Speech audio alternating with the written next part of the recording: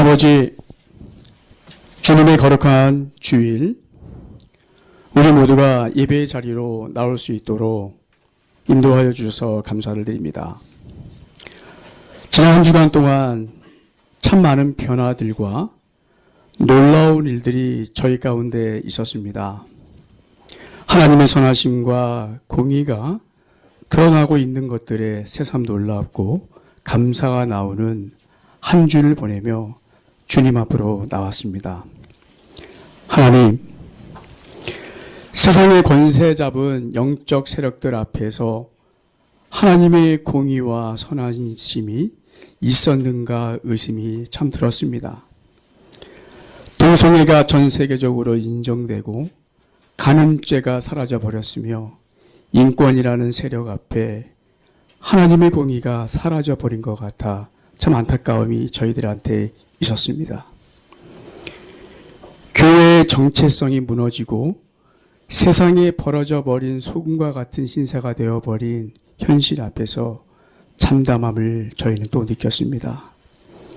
하나님, 너무 빠르게 변해버리고 금방 식상해버리는 현실 앞에서 과연 우리의 신앙을 되돌아 또 보게 됩니다. 저희는 하나님을 의식하지 않고 살았을지라도 주님은 우리들의 영혼을 위해서 쉬지 않고 중보하고 계셨음을 인해 감사를 드립니다.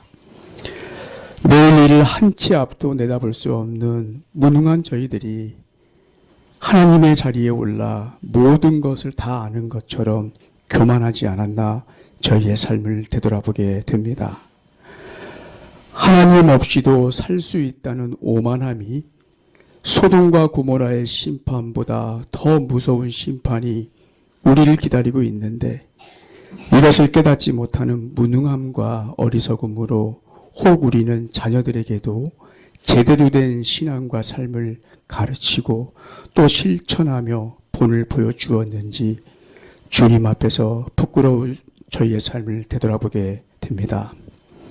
하나님, 대포가 많은 저희의 눈으로 티끌이 있는 자를 평가하는 잘못된 판단을 하고 있는지 깨닫게 하여 주시고 오늘 예배를 드리는 우리의 모습을 세상 사람들은 우리를 어떤 시선으로 바라보았을까 새삼 되돌아보게 됩니다. 모든 이들 앞에서 나는 크리스찬이다라고 당당하게 말할 수 있었는지 우리의 부끄러운 모습을 가지고 이 시간 주님 앞으로 나왔습니다. 오늘 이 시간 우리의 의가 아닌 주님의 옷을 덧입고 예배의 자리로 또 나왔습니다. 하나님, 우리의 예배를 받아 주옵소서. 새로운 변화들 앞에서 겸손한 마음으로 또 섬김의 몸을 살아가는 우리 성가교회 성도님들과 자녀들이 되게 하여 주옵소서. 겸손히 주님을 섬길 때 고난이 온다 할지라도 원망하거나 좌절하지 말게 하시고 이 일들을 통해서 주님이 함께 기뻐하신다는 사실을 깨닫고 믿음으로 이겨낼 수 있도록 성령 하나님께서 저희와 함께하여 주옵소서. 혼탁한 현실 앞에서 깨어 기도하게 하시고 하나님의 준엄한 심판을 깨달아 더욱더 주님 앞에 겸손하게 엎드려 기도하게 하옵소서. 하나님, 자녀들의 영혼을 불쌍히 여겨 주옵소서. 하나님보다 더 사랑하고 좋아하는 것들로 인해 영혼의 갈급함도 느끼지 못하고 살아가고 있습니다. 주일학교가 사라져버리는 우리 현실과 청년들이 교회를 떠나버리는 현실 앞에서 저희는 또 비참함을 느끼게 됩니다. 저희에게 회개의 영을 허락하여 주옵소서. 새로운 변화들 앞에서 세상이 주는 기대가 아니라 하나님 나라의 소망을 가지고 믿음의 선진들이 가고자 했던 소망을 저희도 붙들고 하나님의 은혜의 보좌 앞으로 나아갈 수 있도록 주님 인도하여 주옵소서. 하나님, 혹독한 현실을 살아가는 저희들의 참 주님 앞에 무엇을 바라고 또 저희가 드릴 수 있겠습니까? 이 시간 예배의 자리로 나오면서 하나님께 감사함으로 예물을 드렸습니다. 이 예물이 하나님 나라의 귀한 사역에 잘 쓰임할 수 있기를 또 기도드립니다. 성가대의 찬양을 주님 기뻐 받아 주옵소서. 찬양을 통해 성가대원들의 삶 속에서도 하나님이 기뻐 받으시는 삶으로 온전히 드러나기를 다시 기도드립니다.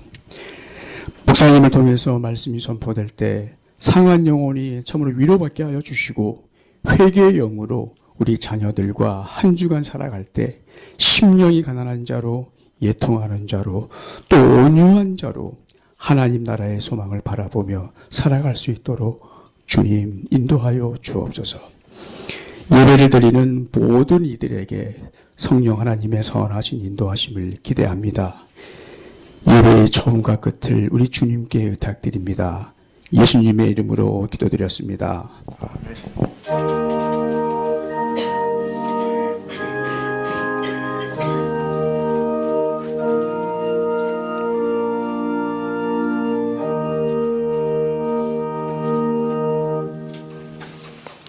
말씀은 디모데후서 2장 9절부터 13절까지 말씀입니다.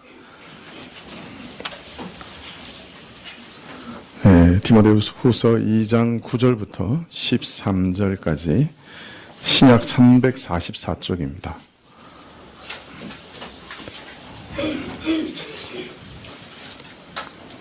디모데후서 2장 9절부터 찾으신 줄 알고 봉독해 드리도록 하겠습니다.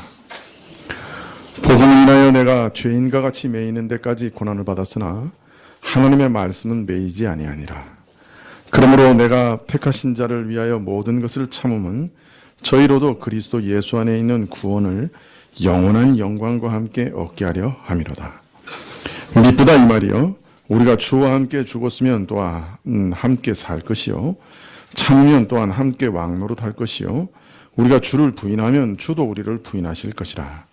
우리는 미쁨이 없을지라도 주는 일양 미쁘시니 자기를 부인하실 수 없으시리라. 아멘.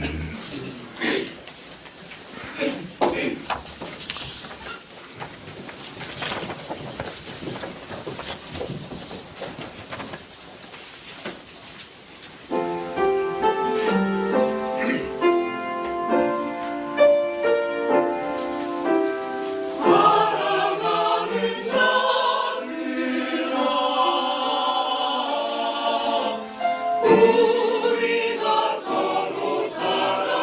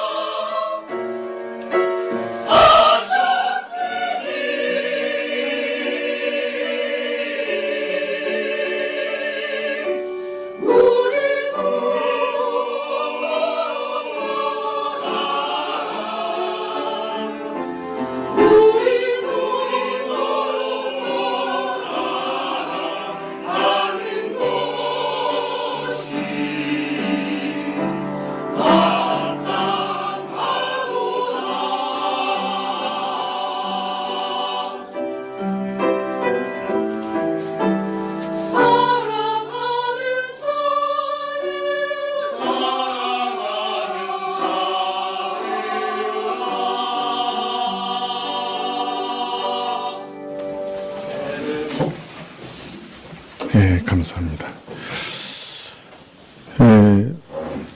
바울은 그의 아들과 같은 디모데에게 험난한 상황이지만 그러나 용기를 잊지 말고 그리스도의 군사로 복음을 위해 고난을 받으라. 그렇게 계속 촉구하고 계십니다.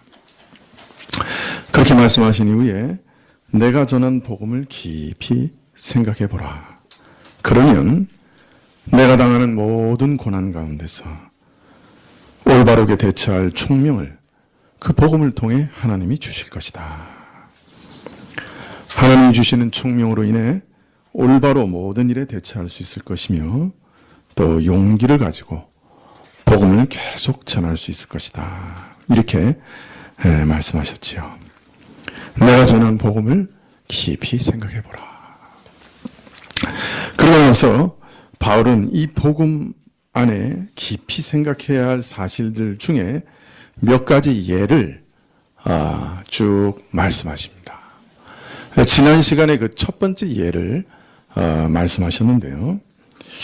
바울이 복음을 전하면서 용기를 잃지 않기 위해서 복음 안에서 깊이 생각해야 할 일들 중에 첫 번째 꼭 생각해야 될 것이 뭐냐. 그것이 디모데후서 2장 8절이었죠. 나의 복음과 같이 다윗의 씨로 죽은 자 가운데서 다시 살으신 예수 그리스도를 기억하라.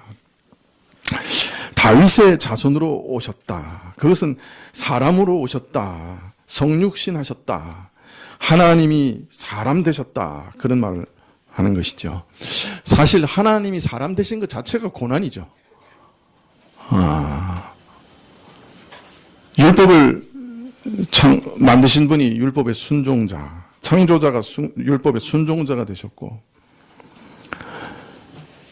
참 무소부조하시고 어디도 안 계신 곳이 없는 편지하신 분이 육신을 입으시고 이 땅에서 사셨습니다. 걸어 다니셨습니다. 사람들처럼 먹었습니다. 사람들처럼 말했습니다. 사실 우리로서는 그 고난을 상상도 할 수 없죠. 저는 간혹 그렇게 생각해 봅니다. 제 아내가 이 얘기하면 아주 싫어하는데 그 왜 비유를 그렇게 드냐고 자꾸 그러는데 사람이 바퀴벌레가 되면 어떻게 되나. 근데 사람은 피조물이니까 피조물인 바퀴벌레가 되는 것 그보다 하나님이 사람 되는 게 더 낮아지신 거죠. 근데 내가 바퀴벌레가 돼서 바퀴벌레 음식을 먹고 바퀴벌레가 사는 그 시궁창에서 그 냄새를 맡으면서 그러나 사람의 의식을 갖고 바퀴벌레로 살아간다. 끔찍하죠? 그렇지 않습니까? 근데 예수님이 성육신 하셨다는 게 바로 그거예요. 그런 거예요. 그보다 더한 거예요. 그 신비는 우리가 영원히 알 수 없죠. 우리 사람으로는. 그런데 이 사람으로 오셔서 그런 고난을 받으신 것만 해도 대단한 건데 그 사람 중에 가장 지독한 형벌을 받으셨어요. 십자가는 태양에 말려 죽이는 거 아니에요.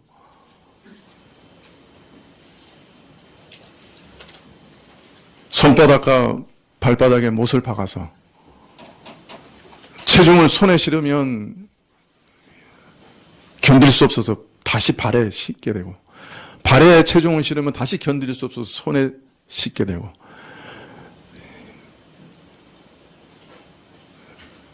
척추는 그 계속되는 충격 속에서 말라가고 사람이 반 미쳐서 죽는 게 십자가형이잖아요.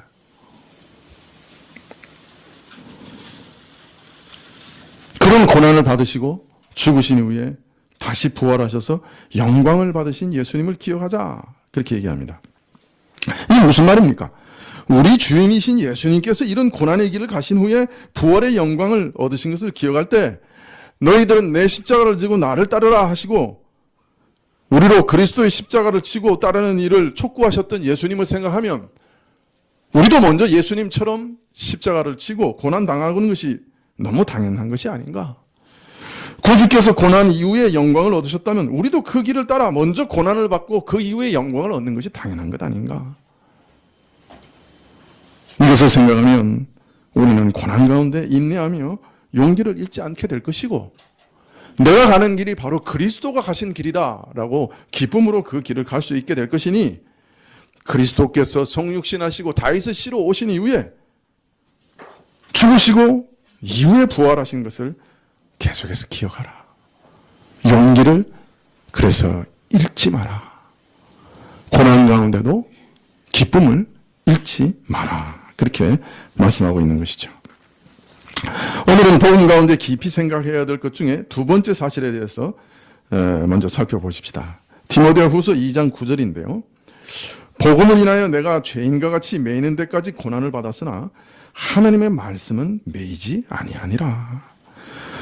복음으로 인해 바울은 죄인처럼 매였다, 그렇게 얘기하는데, 여기서 죄인이란 말이 상당히 심각한 단어입니다. 그냥 일반적인 죄인이라는 말이 아니고 살인자, 강도, 반역자, 이런 중범죄를 저지른 죄인을 말합니다. 예수님께서 십자가에 달리셨을 때 예수님께서 아주 그 죄인이라는 것을 나타내기 위해서 좌우에 강도를 매달았잖아요, 유대인들이. 근데 그 강도를 누가복음에는 뭐라고 번역했냐면 행악자라, 이렇게 번역을 했습니다. 그렇게 이름을 붙였습니다. 두 행악자. 근데 그 행악자라는 말이 이 단어예요. 바울은 이처럼 흉악범으로 취급되어 지금 매여 있는 것입니다. 여기서 매여 있다는 말은 사슬에 매여 있는 것을 연상하게 하는 단어이죠. 바울은 이미 디모데후서 1장 12절에서 이를 인하여 내가 이 고난을 받되 부끄러워하지 아니한다 하고 하셨는데, 이 땅에서 죄인으로 흉악범같이 취급되어 갇혀 있지만 지금 그 일을 부끄러워하지 않는다 하는 그런 말씀인 것이죠. 우리는 자꾸 복음을 전할 때 우리 자신을 돌아보는 유혹을 받습니다. 이게 무슨 말이냐? 복음을 전하는 사람이 좀 모든 것이 번듯해야 되지 않는가 하는 유혹을 받는 거예요. 뭐 사는 것도 좀 그렇고, 이 땅의 지위도 그렇고, 어디에도 내놓아도 좀 빠지지 않아야 보는 사람이 야, 믿으면 저렇게 되는구나 생각하고 믿을 마음이 생기지 않겠나. 복음을 전하는 사람이 매일 가난하고 매일 고생만 하고 매일 환난만 겪고, 이것이 믿지 않는 사람들에게 큰 시험거리가 되지 않겠는가. 어떻게 믿는 사람이 잘 되기는커녕 저렇게 매일 어려운 일만 닥치고 고생만 하느냐, 이런 내 모습을 보고 믿을 마음이 생기기는커녕 있던 마음도 사라지는 거 아닌가. 복음을 전하려다가 문득문득 이런 유혹을 받아요. 그러나 바울은 이런 부끄러움이 없었어요. 중죄수였는데 부끄러움이 없었어요. 또 어떤 목회자들은 그렇게 믿는 자가 잘 돼야 한다고 설교하기도 해요. 복음을 잘 전하려고 하면 믿는 자가 이 사회에서도 성공자가 되어야 된다, 그렇게 강조합니다. 그래야 복음 전하는 데 방해가 되지 않지, 이렇게 가르치기도 합니다. 그래서 우리가 은연중에 복음을 전하려고 할 때 참 모든 면에서 사람들이 인정하고 선망할 만한 대단한 성공을 거두거나 남들이 부러워할 만한 화려한 생활을 바라지는 않을지라도 참 다른 사람 보기에 부끄럽지 않은, 복음 전하는 일에 좀 방해가 되지 않는, 장애가 되지 않는 그런 모습은 좀 갖춰야 되지 않겠는가, 그런 생각할 때가 많이 있는 것이죠. 그리고 자신은 그렇지 못하다고 생각하면 쭈뼛거리고 복음을 전하는 것을 주저할 때가 많은 거예요. 내 주제에 무슨 복음을 전해. 그러나 바울은 그런 생각을 전혀 하지 않았습니다. 바울이 쇠사슬에 매여 로마 지하 감옥에 수감되어 있을 때 매일 만나는 사람, 제일 많이 만나는 사람이 누구였겠어요? 예? 자기를 감시하는 군병들이었겠죠. 이들은 어땠을까요? 군병들 그러면 인상이 어떻습니까? 일단 거칠죠. 예, 이 남자들 이상해요. 그렇게 얌전하던 사람도 군대 생활에서 남자들끼리만 모아놓으면 그렇게 거칠어요. 지금도 저는 하여튼 군대 갔다 와서 한 10년 정도는 몸이 안 좋으면 영장 나오는 꿈을 꿨습니다. 그러면서 속으로 꿈속에서 내가 이미 갔다 왔는데 왜 영장이 나와? 막 이러면서 그냥 그렇게 고생을 했어요. 그냥 뭐 5파운드 곡괭이 자루로 막, 그것도 나를 세워, 5파운드 곡괭이 자루 아세요? 큰 곡괭이 자루가 있어요. 근데 그게 이렇게 넓은 면이 있고 얇은 면이 있어요. 근데 악독한 사람들이 그 얇은 면으로 때려요. 그거 한 대 맞으면요, 2달 가요. 2달쯤 되면 엉덩이가 막 간지러워요. 하여튼 남자들만 모아놓으면 그렇게 거칠어져요. 자, 뭐 2000년 전은 더 했겠죠, 뭐. 이 거친 사람들. 말이라도 통했겠어요? 이 사람들. 근데 지금 이 바울은 어떤 취급을 받는 죄인이에요? 중죄수예요. 중범죄를 저지른 사람으로 취급받고 있는 거예요. 이 죄인, 이 간수들에게 어떤 취급을 받았겠어요? 근데 2000년 전 로마 감옥에서 참 이런 취급을 받는 바울을 한번 생각해 보세요. 그런데 그 부끄러워하지 않는 거예요. 전혀 주눅들지 않는 거예요. 그 참 신기한 일이죠. 우리는 그 처지가 안 돼 보니까 그게 얼마나 대단한 능력이라고 하는 걸 잘 이해를 못 하는 거예요. 우리가 한 번도 그런 처지에 처해 본 적이 없으니까. 그러나 우리가 상상만 해봐도 이게 참 대단한 능력이다 하는 것을 짐작할 수는 있죠. 바울은 오히려 자신이 갇혀 있는 것이 복음을 전하는 강력한 기반이 되기도 한다고 빌립보서에서 얘기하고 있어요. 복음은 전도자가 겪는 그 어떤 어려움이나 고난에 구애받는 법이 없으며 오히려 그런 것들을 넘어서 오히려 바로 전도자의 고난을 통해서 하나님의 말씀이 얼마든지 능력 있게 역사할 수 있다고 빌립보서에서 일깨우고 있는 거예요. 바울이 감옥에 갇힌 것으로 말미암아 복음이 오히려 온 시위대와 그 외의 사람들에게 일일이 알려졌다고 빌립보서 1장 13절에 말합니다. 보통 사람은 접근조차 어려운 시위대, 즉 황제 근위병들, 아마 그 지하 감옥을 지키는 사람들이 황제 근위병이었던 것 같아요. 이 근위병들에게 복음을 다 전해서 근위병들에게 다 복음이 편만하게 퍼졌다는 거예요. 그 외에 다른 신하들에게도. 그러니까 일반 사람들이 도저히 접근할 수 없는 사람들에게 오히려 바울이 감옥에 갇힘으로써 복음이 전파되게 되었다. 그렇게 말하고 있는 것이죠. 또 이처럼 복음을 위해 갇힌 바울로 말미암아 새 힘을 얻어서 오히려 담대히 말씀을 전하는 그런 경우도 있다고 빌립보서에서는 말씀합니다. 이처럼 사람은 갇혔으되 복음은 갇히지 않았으며 사람은 고난과 핍박과 굴욕을 당하였으나 복음은 전하는 사람의 형편과 처지에 아무 상관없이 그 능력을 발휘하는 것이에요. 왜? 복음은 하나님의 말씀이니까요. 바울이 갇혔다고 해서 바울이 전하는 복음이 무력해지는 게 아니란 말이에요. 이처럼 전도자가 겪는 고난과 어려움 때문에 하나님의 말씀이 얽매이거나 방해를 받는 법이 없는 것이에요. 물론 복음 전하는 자가 범죄하고 실수해서 그것이 회방거리가 되는 경우가 있죠. 그래서 믿음이 연약한 사람들을 넘어뜨리고 복음 전하는 일을 방해할 수도 있지만 그런 것이 아니라고 하면 복음 전도자가 겪는 모든 어려움과 고난과 환난이 복음 전하는 자가 아무리 기막힌 어려움과 고난에 처한다 할지라도 하나님 말씀이 그것 때문에 얽매이거나 방해를 받는 일은 없습니다.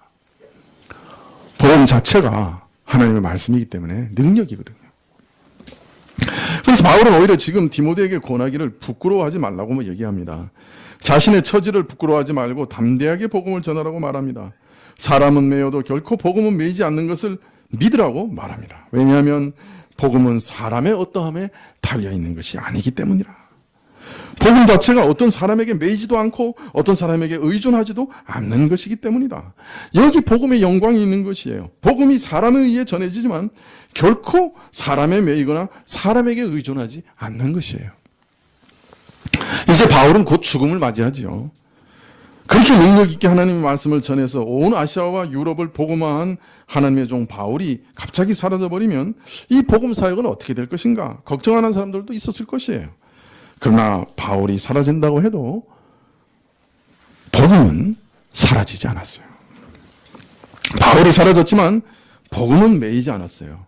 오히려 힘있게 역사했어요. 그 결과 2000년이 지난 오늘 우리가 이 복음을 받고 있는 거예요. 이런 사실을 생각하면 전도할 용기가 나죠. 여러분 2000년 전에 이 복음이 처음 시작됐을 때 이 복음 전하는 사람들은 정말 한 줌도 안 됐죠.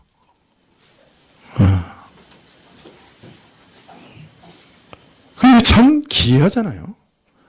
어떻습니까? 여러분, 이 복음이 잘 믿어져요? 2000년 전에 예수님이 나를 위해 죽었다고 하는 게 정말 믿어져요? 나는 그게 믿어지는 게 신기해요. 그걸 믿고 전하지만 내가 믿는 게 신기하다고요.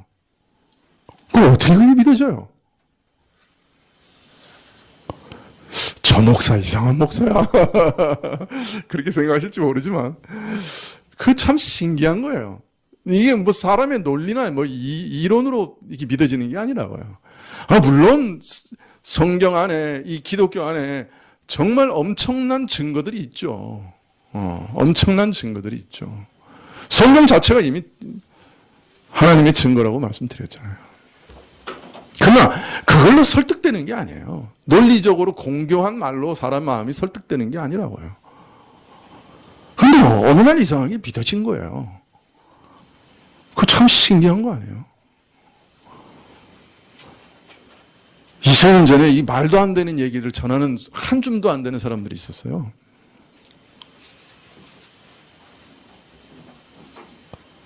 그 역사를 보면 얼마나 복음이 참 없어질 만한 그런 위태한 일들이 많았는지 몰라요. 그 역사 가운데. 근데 오늘까지 이게 전해지고 있는 것만 보면 참 신기해요. 저는 어릴 때부터 불경을 읽었거든요.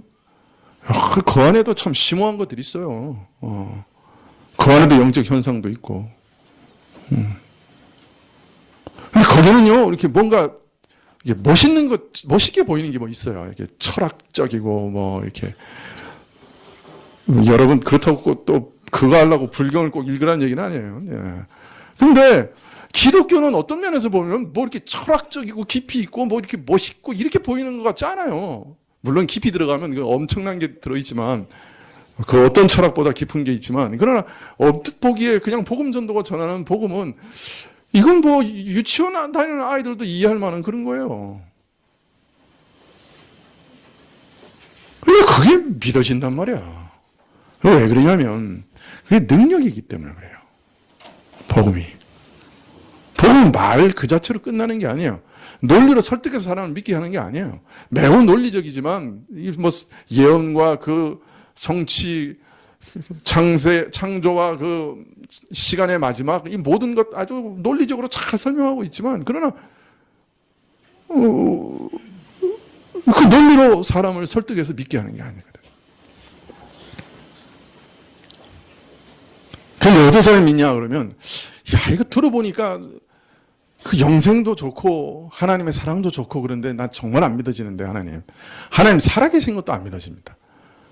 그런데 혹 살아계시면 나한테 믿음 한번 주십시오.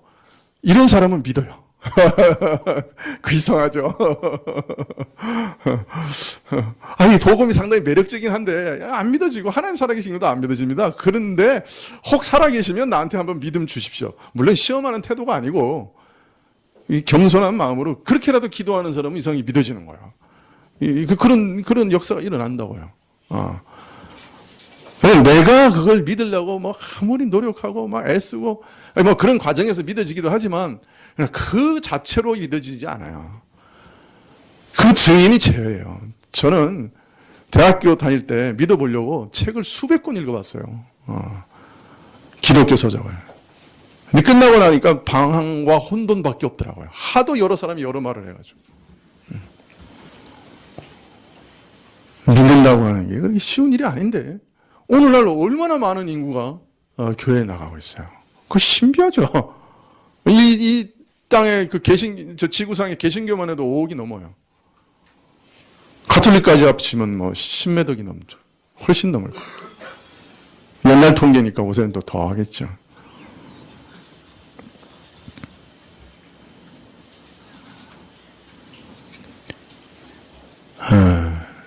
복음 자체가 어떤 면에서는 강한 능력이기 때문에 우리가 믿어지는 거예요. 이게 믿는 게 아니에요. 어떤 면에서 믿어지는 거예요. 내가 믿어지는데 뭐 또 어떻게 할 거예요?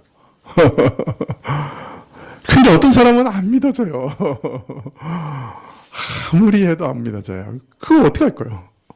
근데 겸손한 사람은 믿죠. 바울은 디모데에게 하나님께서 얼마든지 자신의 복음을 전하실 것이다. 전도자들이 아무리 어려운 상황에 처한다 할지라도 복음은 매이지 않을 것이니까 걱정하지 마라. 이 사실을 기억한다면 너는 어떤 처지에도 낙담하지 않고 끝까지 용기를 잃어버리지 않고 복음을 전할 수 있을 것이다. 이렇게 지금 설득하고 있는 거죠.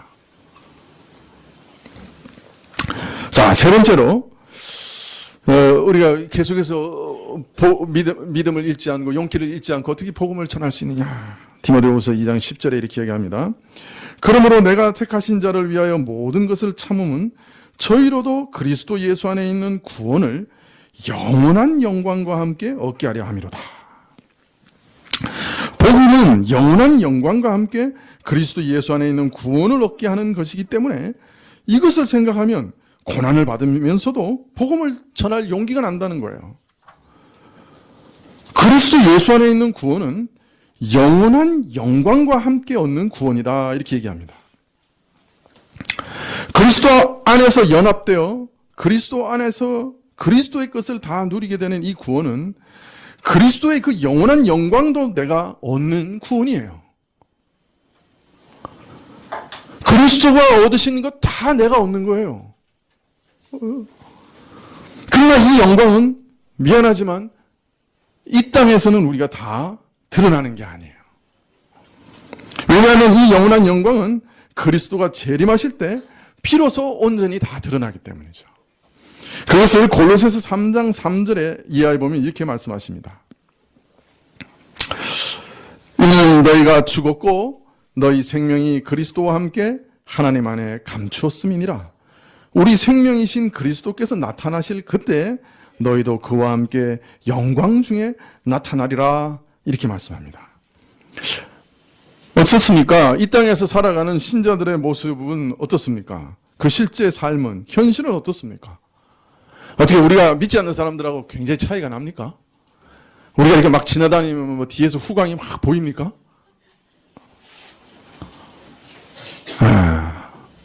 제가 이거는 진짜 뭐 하여튼 그냥 우스갯소리로 들으세요. 어느 교회 갔는데 계단에서 누가 이렇게 내려오는 거예요. 내가 이렇게 봤는데 그 사람 뒤에 머리에서 후광이 훤히 비치는 거예요. 그래서 내가 깜짝 놀라서 당신 예수님 믿는 사람이죠? 그러니까 그 사람이 당연하죠. 그러면서 교회 그 계단이니까 그 사람이 당연하죠. 그러고 내려갔어요. 제가 평생에 딱 한 번 그걸 봤어요. 믿거나 말거나. 참 개혁주의 목사가 이런 얘기하면 안 되는데. 지금 뭐 우리 눈에 막 뭐 후광이 막 보이고 막 그죠 막 영광이 보이고 뭐 이런 거 아니잖아요, 그죠? 또 그런 얘기하니까 눈이 커져가지고 그냥 막 그다음 뭐 후속 시리즈가 없나 이게 또.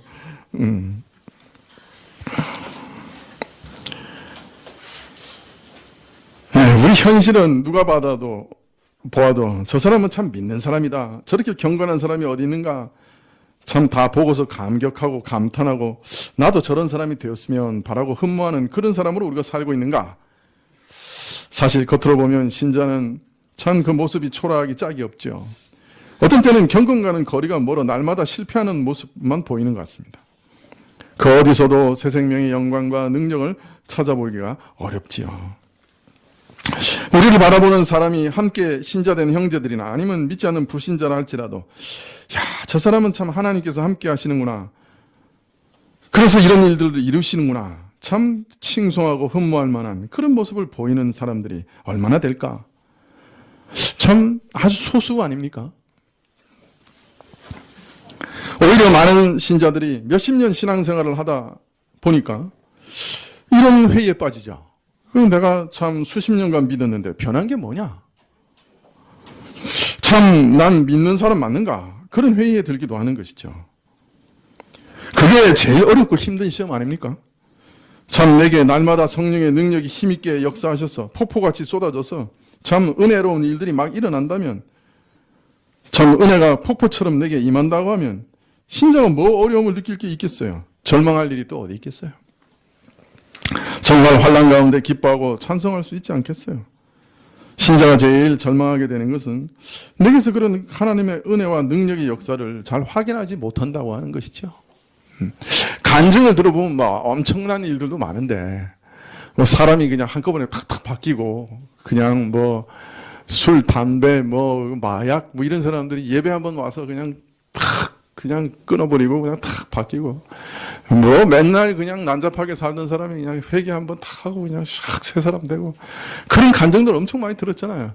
근데 나를 보면 뭐 이게 뭐 참 뜨끈한 것도 아니고 미지근한 것도 아니고 미지근한 건가요? 차가운 것도 아니고 뜨거운 것도 아니고 미지근 단 것도 아니고 쓴 것도 아니고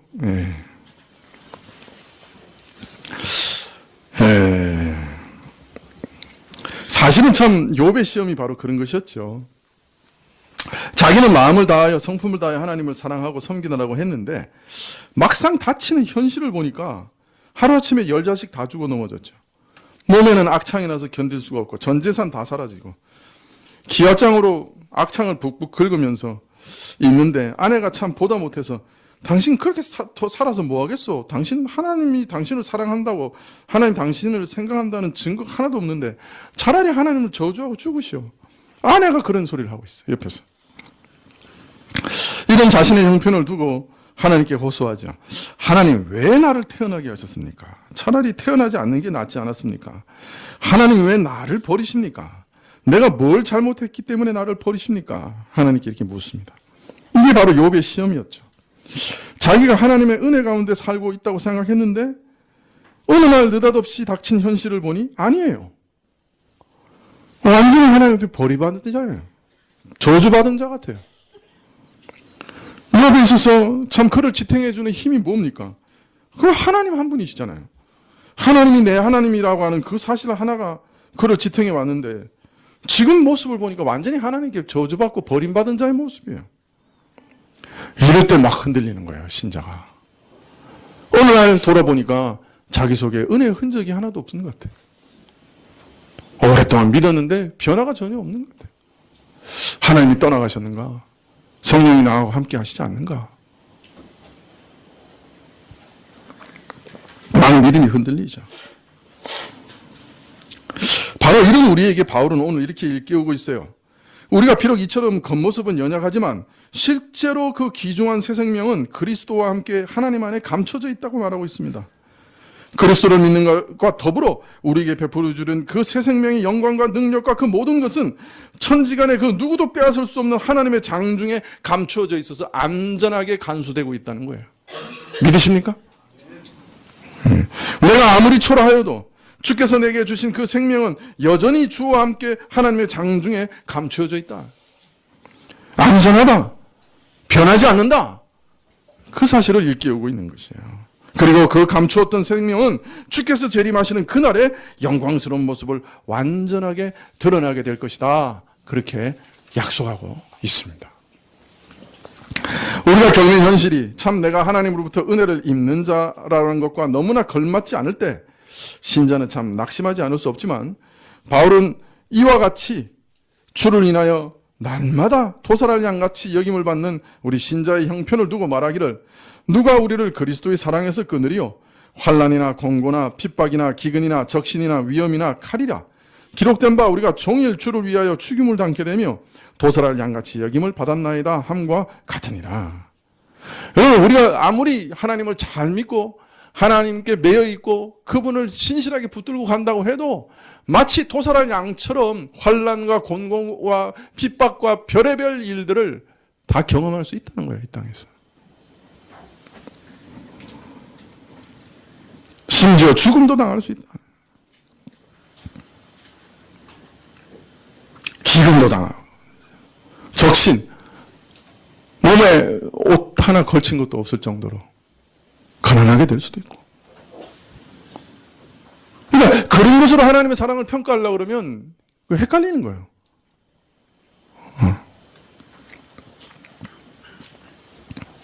그러나 이 모든 일에 우리를 사랑하는 이로 말미암아 넉넉히 이기느니라. 내가 확신하노니 사망이나 생명이나 천사들이나 권세자들이나 현재일이나 장래일이나 능력이나 높음이나 기품이나 다른 아무 피조물이라도 우리를 우리 주 그리스도 예수 안에 있는 하나님의 사랑에서 끊을 수 없느니라. 참 명확한 우리를 가리켜 내 생명이 그리스도와 함께 하나님 안에 감추어졌다라고 말한 바울의 말의 뜻이 바로 이것이 아닌가.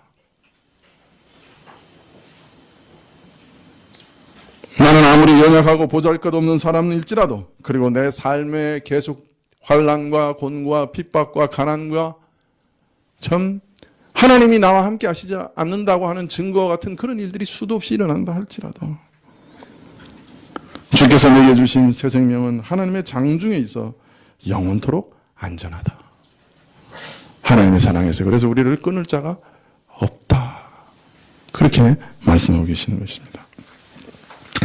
자, 그러나 그리스도께서 오실 때 우리는 온전히 영광스럽게 될 것입니다. 이 영광이 얼마나 놀랍고 복될지 바울은 데살로니가 후서 1장 10절에서 이렇게 얘기합니다.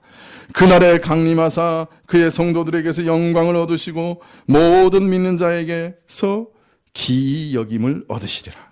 우리의 증거가 너희에게 믿어졌습니다.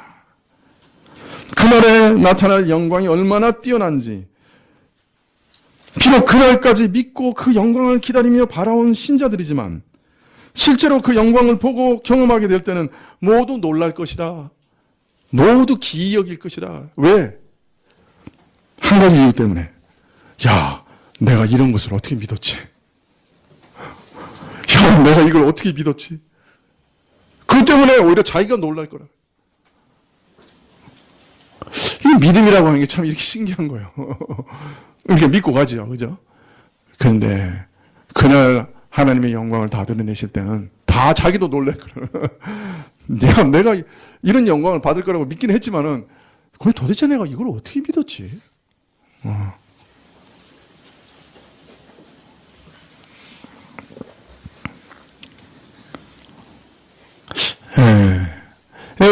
정말로 장차 영원한 나라에서 그리스도가 받으셨던 그 영광을 나도 받을 거다. 그럼 믿습니까? 믿으면 이렇게 삽니까?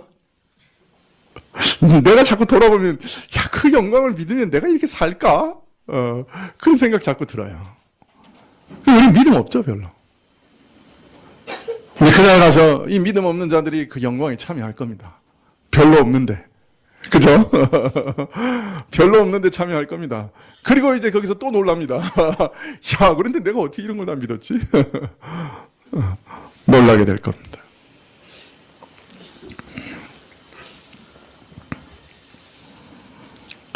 택하신 자들을 복음으로 구원하시는 그 일을 위해 모든 것을 참는 그 일이 무의미하지 않고 무가치 하지 않는 것은 이로 말미암아 사람들이 그리스도 안의 구원을, 그것도 영원한 영광과 함께 얻고 누리게 될 것이기 때문이라. 이처럼 귀중한 일을 위해서라면, 이런 귀중한 목적을 이루시는 일이라면 모든 것을 참을 만하지 않느냐? 그리스도의 남은 고난을 내가 채울 수 있는 것 아니냐? 이 구원의 영광을 볼 때 나는 고난을 이기는 용기를 얻는다. 바울은 지금 그렇게 고백하고 있는 것이죠.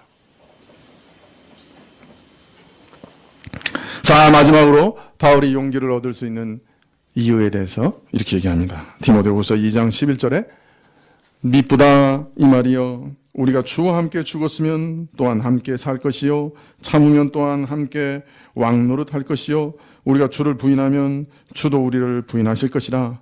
우리는 미쁨이 없을지라도 주는 일양 미쁘시니 자기를 부인하실 수 없으시리라. 나의 부패한 옛사람이 그리스도 안에서 이미 죽었습니다.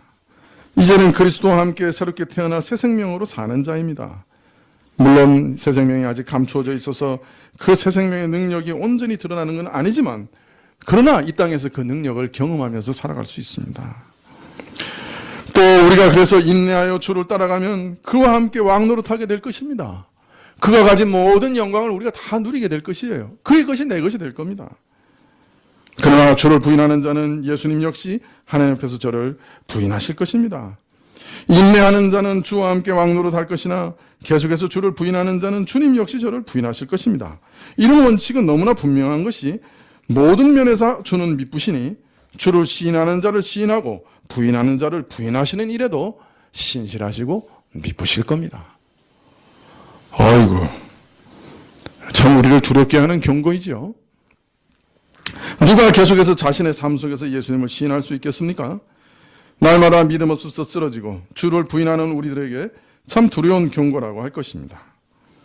아마 그래서 예수님께서 그의 수제자 베드로에게 닭 울기 전에 네가 나를 3번이나 부인하리라 경고하시고 그 다음에 베드로가 그 닭 3번 우는 동안에 예수님을 저주하면서 부인하도록 허락하셨는지도 몰라요. 매일 그냥 뭐 입으로는 부인하지 않아도 행동으로 부인하고 범죄하면서 부인하는 우리가 참 이런 말씀 앞에서 서면 얼마나 두렵습니까? 근데 딱 위로받는 사람이 있어요. 그 누구야? 베드로죠. 그런 베드로를 용서하신 하나님이시라면, 예수님이시라면 나도 또 용서하시리라. 그렇게 믿게 되는 거죠.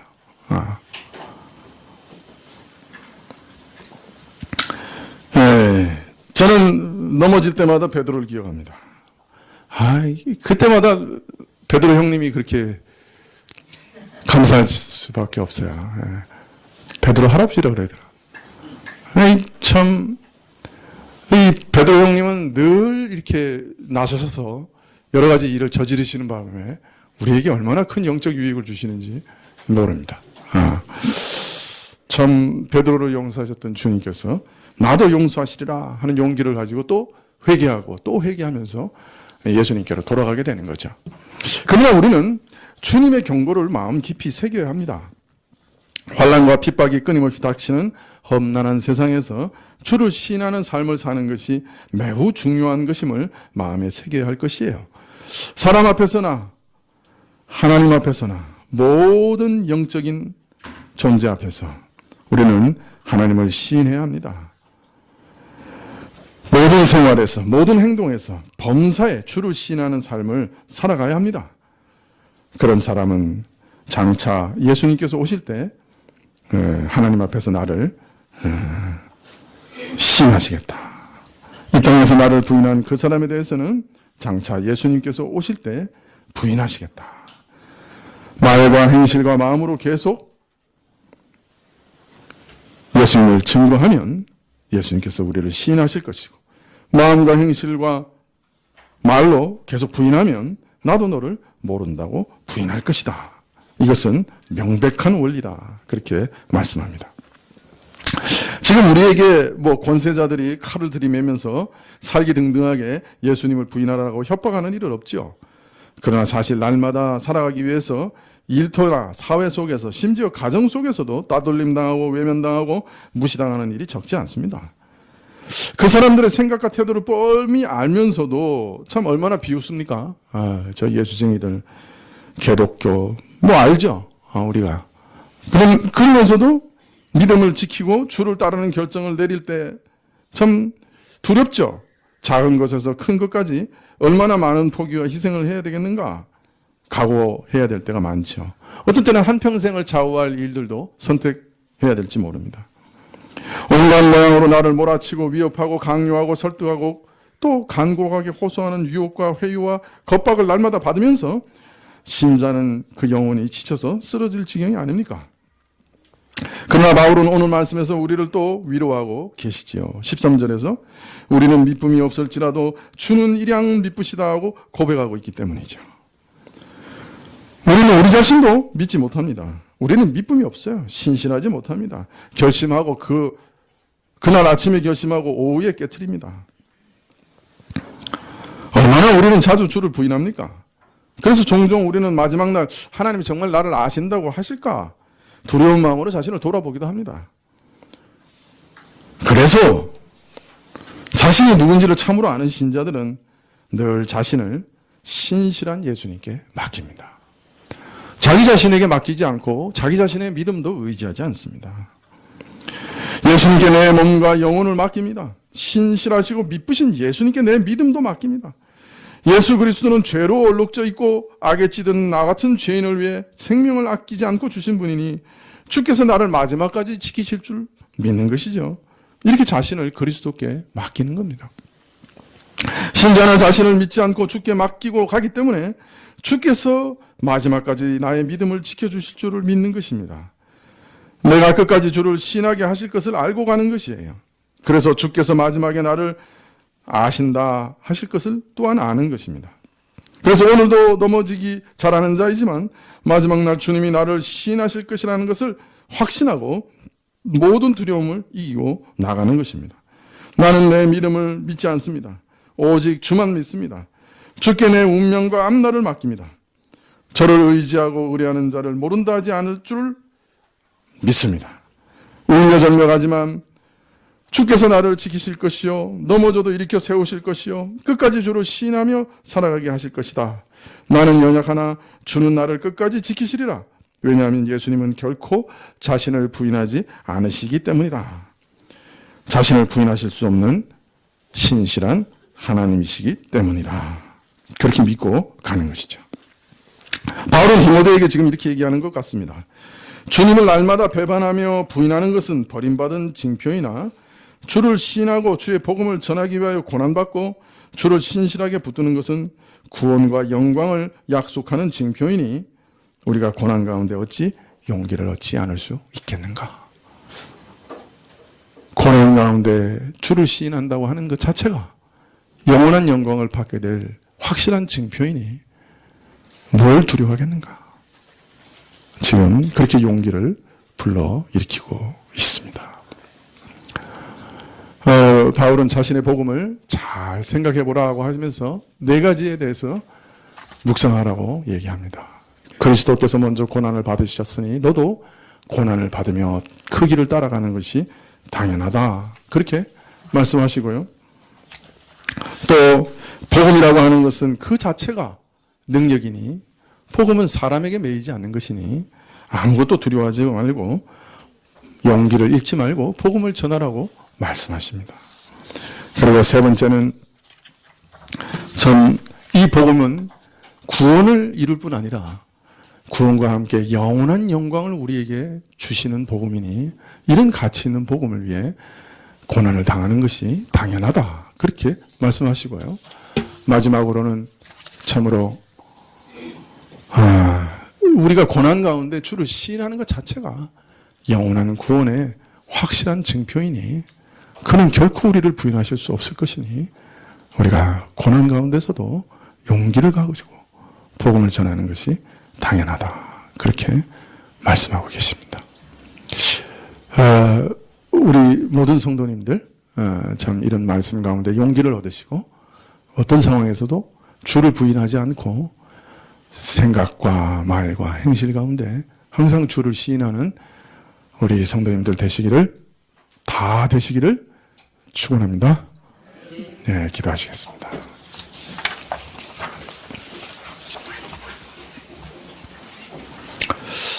아버지 하나님, 저희 자신을 주님께 맡깁니다.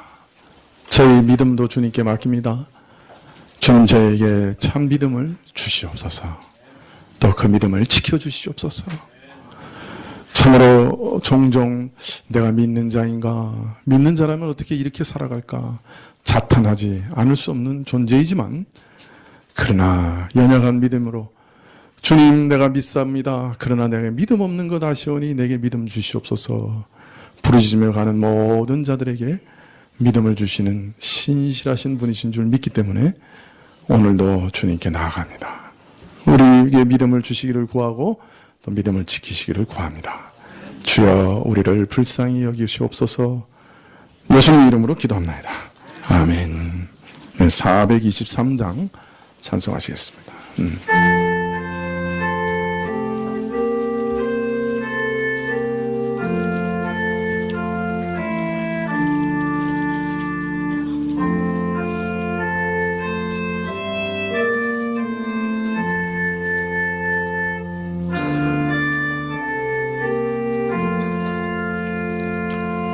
나의 믿음 약할 때에 주 날 붙드네. 마귀 나를 꾀일 때에 주 날 붙드네. 나를 붙드네 나를 붙드네 사랑하는 나의 주 나를 붙드네 423장입니다. 우리 구주 아니면 서지 못하네 나의 사랑 식을 때에 주 날 붙드네 나를 붙드네 나를 붙드네 사랑하는 나의 주 나를 붙드네 나를 귀히 보시고 항상 붙드네 구원 얻은 사람을 항상 붙드네 나를 붙드네 나를 붙드네 사랑하는 나의 주 나를 붙드네 나를 끌어가갈 때에 주 날 붙드네 피를 흘려 샀으니 주 날 붙드네 나를 붙드네 아멘 나를 붙드네 사랑하는 나의 주 나를 붙드네 3절입니다 나를 귀히 보시고 항상 붙드네 구원 얻은 사람을 항상 붙드네 나를 붙드네 나를 붙드네 사랑하는 나의 주 나를 붙드네 멸망길로 나갈 때에 주 날 붙드네 피를 흘려 샀으니 주 날 붙드네 나를 붙드네 나를 붙드네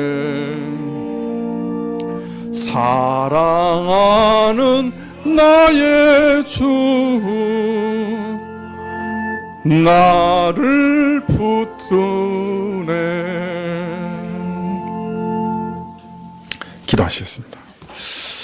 지금은 우리 주 예수 그리스도의 은혜와 하나님 아버지의 그 크신 사랑과 이 은혜와 사랑을 깨닫게 하시고 누리게 하시는 성령님의 교통하시고 역사하심이 자신의 연약함을 참으로 깨닫고 모든 것을 주님께 부탁하는 머리 숙인 주의 성도들 위해 지금부터 영원까지 함께 계실지어다.